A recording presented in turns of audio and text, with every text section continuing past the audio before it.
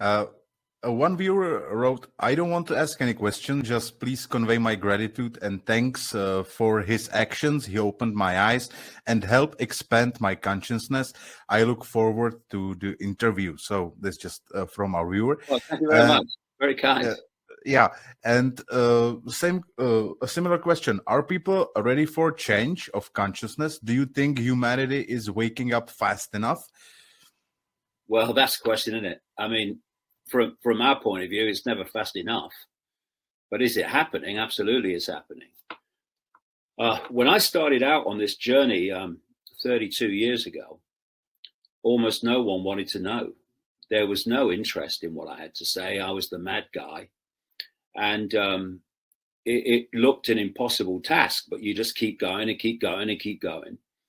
And gradually, more and more people started to look at the fact that maybe the world wasn't what they thought it was, and look at the fact that maybe the version of reality that we're given to believe in might not be true either. And then a series of things happened. There was a big change after 9/11, talking of that. There was a lot of people who felt uneasy. A lot of people bought it, of course. 19 Arab hijackers who couldn't fly one-engine planes somehow manifested the ability to fly wide-body jets. I mean, it's a joke. But a lot of people didn't buy it, and they got uneasy, and they started thinking. Then you had the invasion of Iraq based on weapons of mass destruction that did not exist. A complete lie just to justify the invasion of Iraq, which was on the list of the Project for the New American Century. And gradually, more and more people awakened. But what's really triggered a big reevaluation of life in the world is the COVID hoax. Because what happened in that lockdown period, and they want to try and bring it back if they can, though they're trying to hit us now economically, that's their goal at the moment.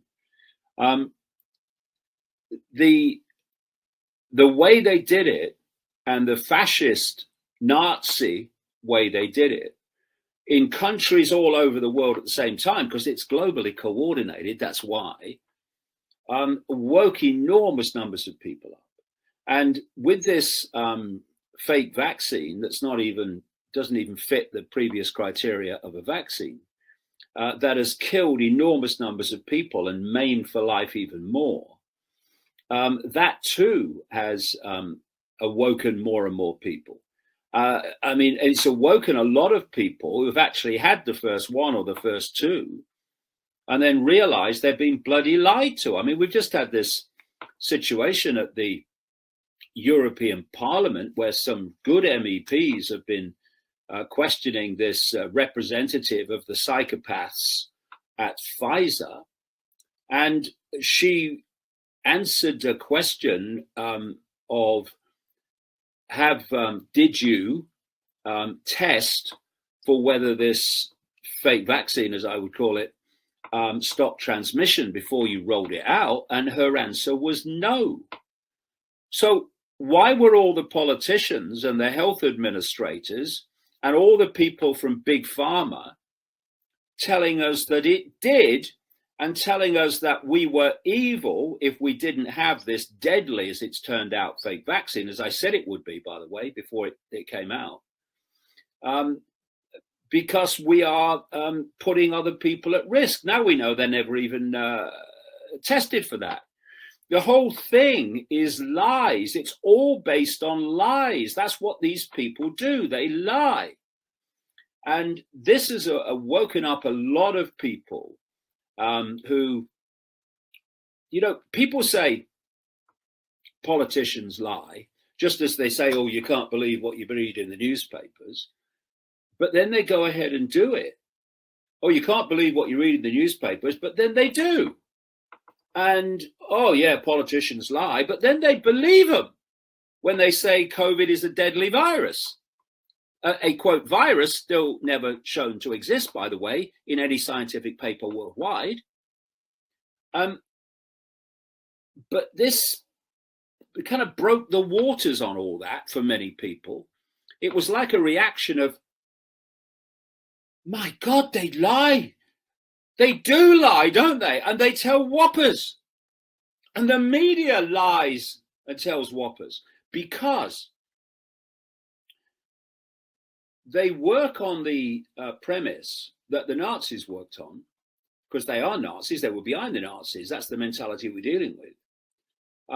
Of the bigger the lie, the more we'll believe it.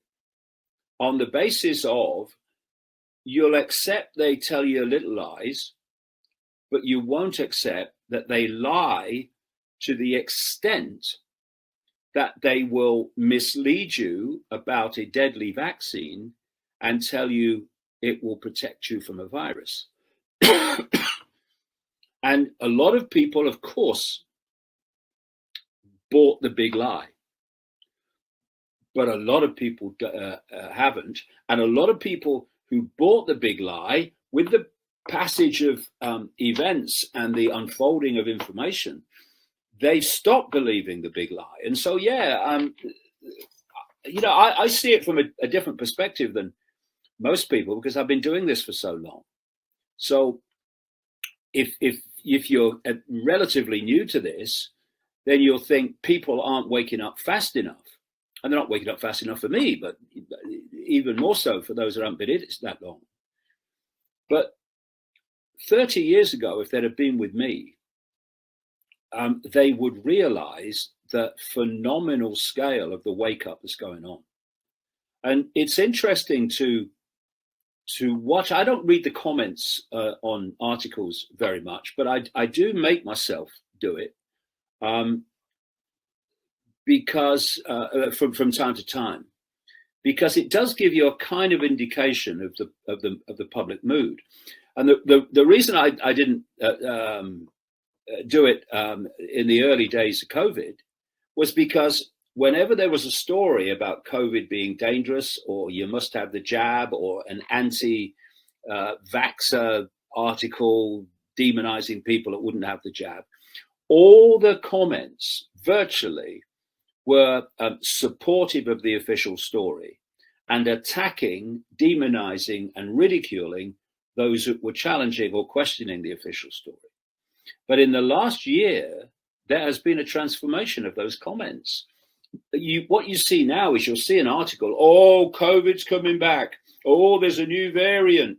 Oh, you got to have your 5th booster.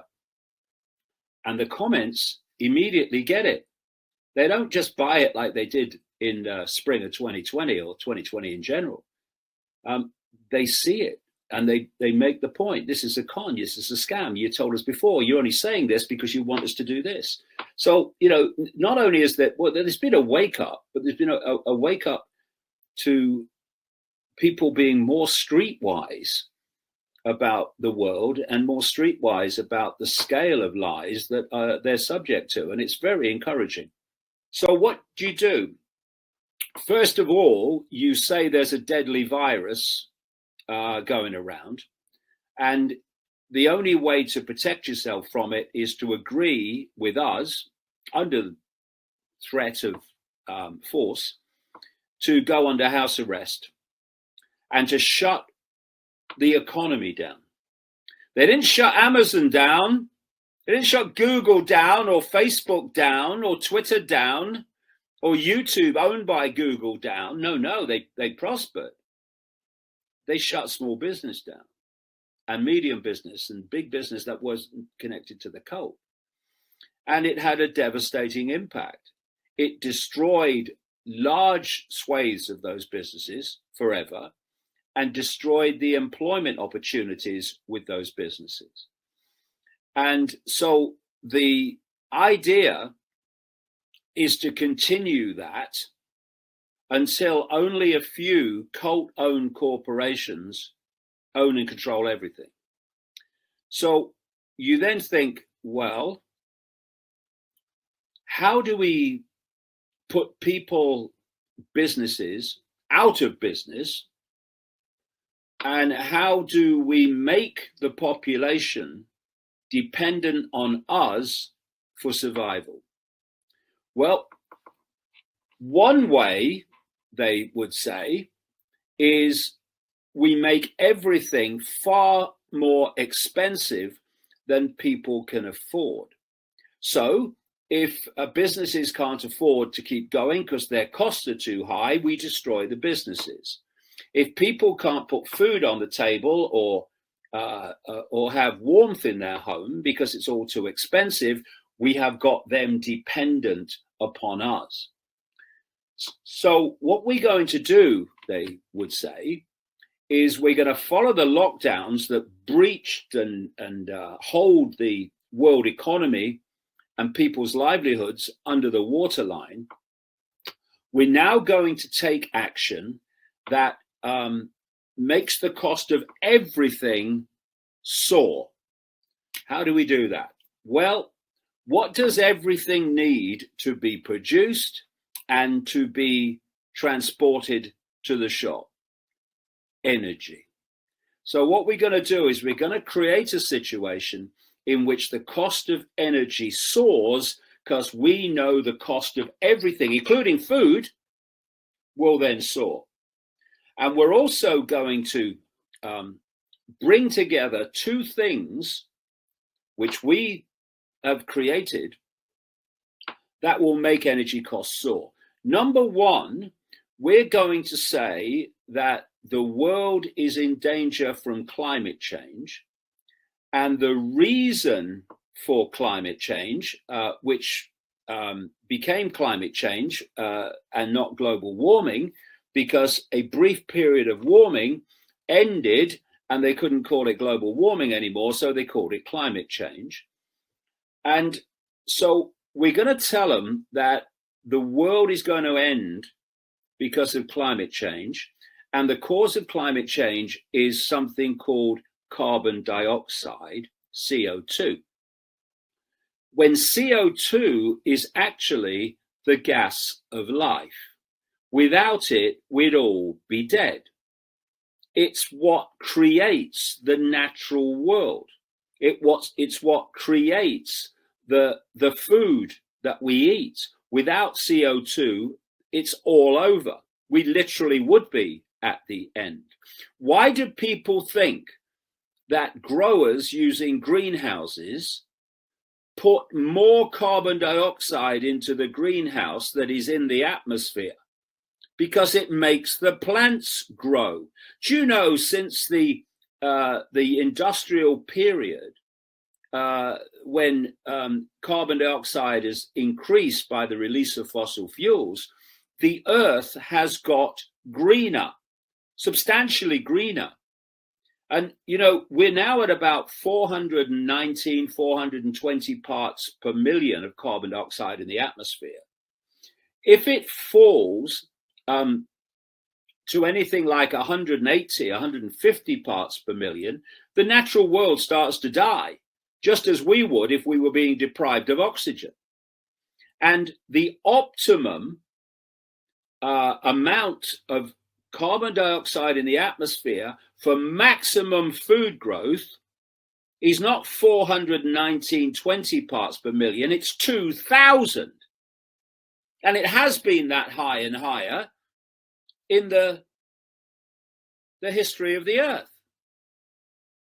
And so we lie to them and we demonize the gas of life, and we say that it's fossil fuel use that's putting the earth in danger. So what does that do? It means we've got to get rid of fossil fuels.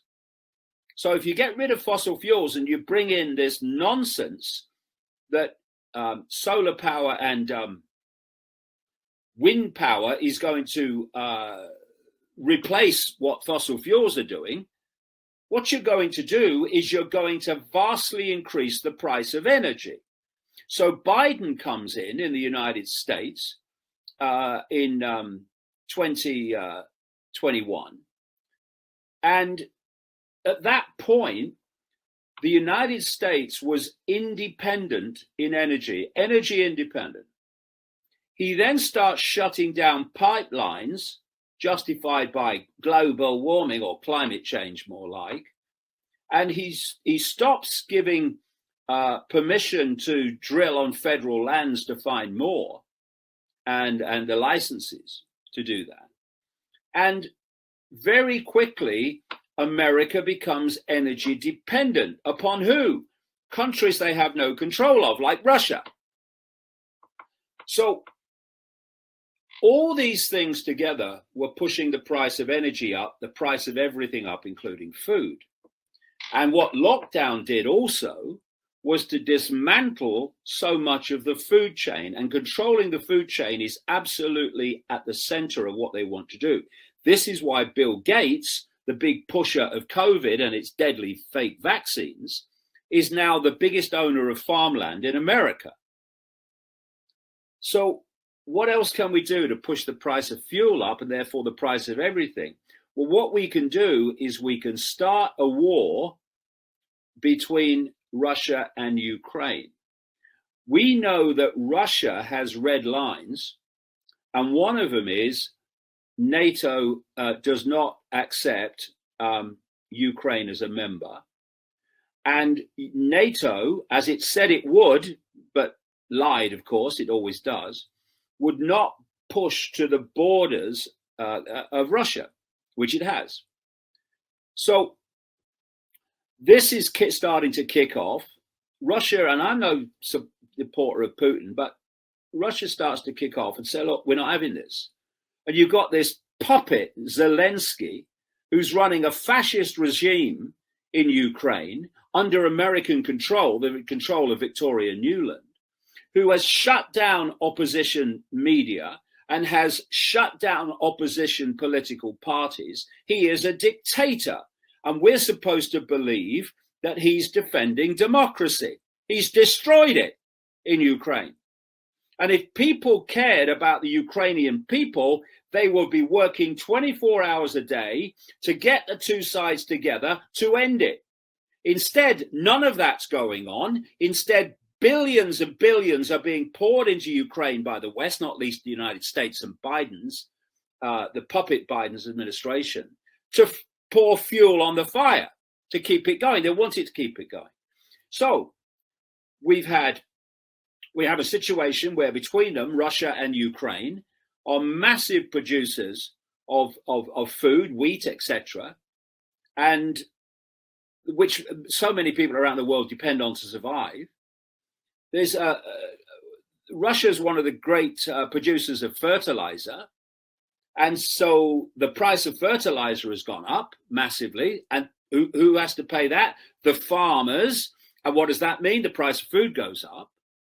And along comes the West, led by this moron, senile Biden, someone writing his script for him, and says, we cannot have this situation where Russia invades Ukraine. Oh, we can, by the way, just before the invasion, send the moron Kamala Harris, the vice president, to Ukraine to publicly say, yeah, we want to see Ukraine in NATO, which was absolutely what would antagonize Russia. And so it started. And so along comes Biden's administration and says, we can't have this. You have the leaders, if you can call it that, in Europe saying the same. So what we're going to do is we're going to have sanctions against Russia. And what have the sanctions against Russia done? In the West, not Russia, in the West. They pushed up the price of fuel and therefore the price of everything. And then you had the Nord Stream pipeline 1 and 2, which gave the Russians leverage over Europe in terms of how they were responding to this Ukrainian conflict, in the sense of Europe had become dependent upon that natural gas for the energy supplies that it needed in totality. And so what did the Americans do? Quite clearly, possibly through a proxy, but they were the ones who would have, on the behalf of the global cult, have orchestrated it. They blew the pipelines up. So Russian leverage over Europe has gone. The potential supply of natural gas to Europe has gone. What has that done? What will that do? Push the price of energy up. So this is a war on humanity. And it's a war on humanity by a tiny network of people, ultimately at the core of the core. And it depends for its success on the population remaining ignorant of its existence, ignorant of its goals, ignorant of its techniques. And it depends on silencing people like me who are exposing all of those things. And so in the end, everything connects to everything else. It's all a tapestry. It's not a series of strands, it's a tapestry. Okay, we're almost out of time. I have a last question here. It's kind of ridiculous, but I really want to ask it to you. Oh, I don't mind ridiculous questions. Okay, they say a lot of things about you, that you're a reptilian, Freemason, controlled oppositions, etc. How would you respond to these accusations? I wouldn't. No. I wouldn't. And I'll tell you this. You know what turns my stomach, frankly, are people that claim to be alternative, who claim to have seen what's going on, and they and let's not forget this too. People who are trying to quote discredit and demonize me are trying every way they can, because the information I put out has turned out to be so bloody accurate.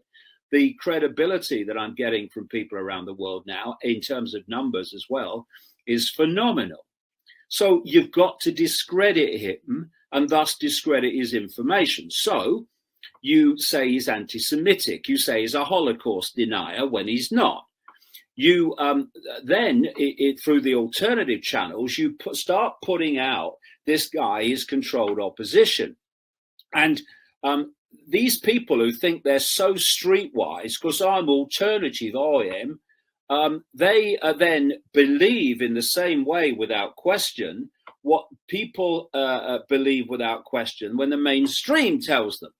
And so they repeat it. That's all. That's what most people do. They just repeat what they're told. They don't question it. They don't research it. And so I'm controlled opposition. Okay, let me explain how that came about.